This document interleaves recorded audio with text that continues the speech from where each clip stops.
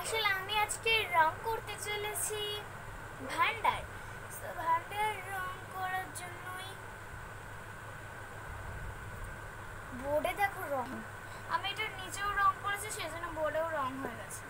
তো চলো ওদিকে আর দেখবো না। এই দেখো আমি এইখানে পুরো বেশটা লাল রং করে নিয়েছি।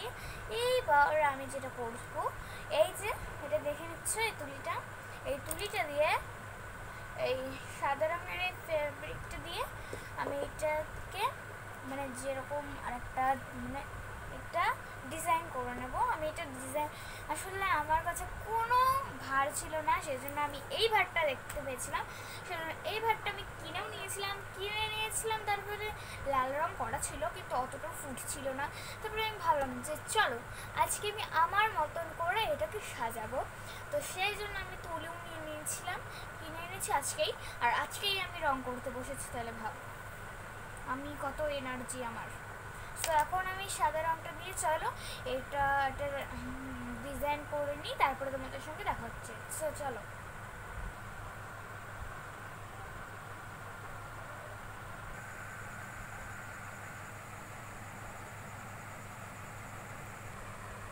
সো গাইস, আমি এখন মানে এটা আমার কমপ্লিট হয়েছে। এবার আমি উপরের দিক থেকে করছি, কারণ আমার নিচের দিক থেকে যে ডিজাইনটা করতে চেয়েছিলাম সেটা আমার ভুলিয়ে গেছে। তো চলো এবার আমি উপরের দিক থেকে এরকম একটা রাউন্ড শেপ করে নিই, তারপরে তোমাদের সঙ্গে দেখা হচ্ছে।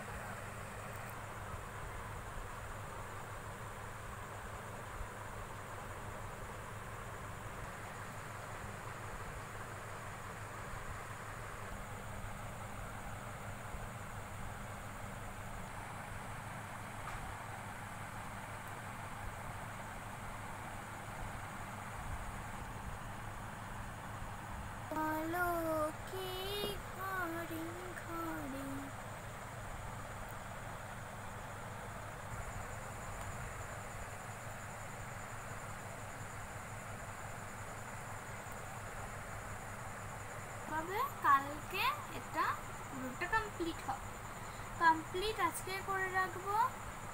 সকালে সারা রাত ধরে ওই এটা ইউজ হবে কালকে।